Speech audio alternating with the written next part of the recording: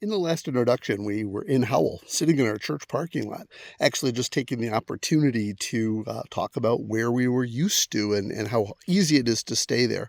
Obviously, this is not exactly the same place. I am down in the Santa Elena Canyon, down in the Rio Grande. And the question would be, well, why did I go here? Well, some of you might say, well, that's crazy. It took him days to drive down there, and it cost a lot more money. And why would anybody do such a nutty thing?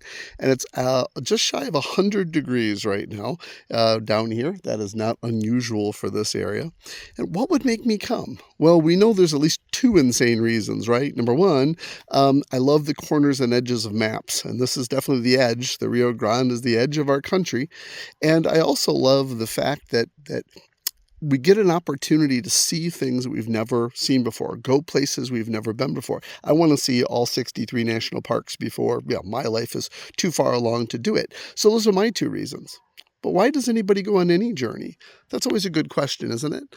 And Pastor Brian's going to be dealing with a book, possibly, I'm not sure he'll use it, called Hind's Feet on High Places. And in that book, the main character's name is Much Afraid. And she's in a position where she's religious. She follows the shepherd, works for him, in fact, the shepherd being Jesus. And yet, she's not gone all the way. She's not decided to become a disciple and follow him continually. And yet, in her case, her name gives a lot away, Much Afraid. She's afraid of everything in life. Life is scary. And her family is getting ready to marry her off to some cousin who's abusive and a bully, and that's not good. And in desperation, she decides her only safe route is to follow the shepherd in this walk of discipleship. And it's not an easy walk. From that point on, she is going to have to deal with some real struggles and troubles and problems, and it's not easy.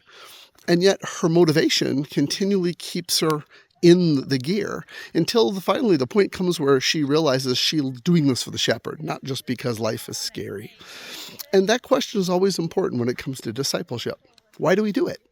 Why would we leave what we're used to doing something totally different? Why would we spend time or money or effort or energy to ever go ahead and make such a radical change in our life?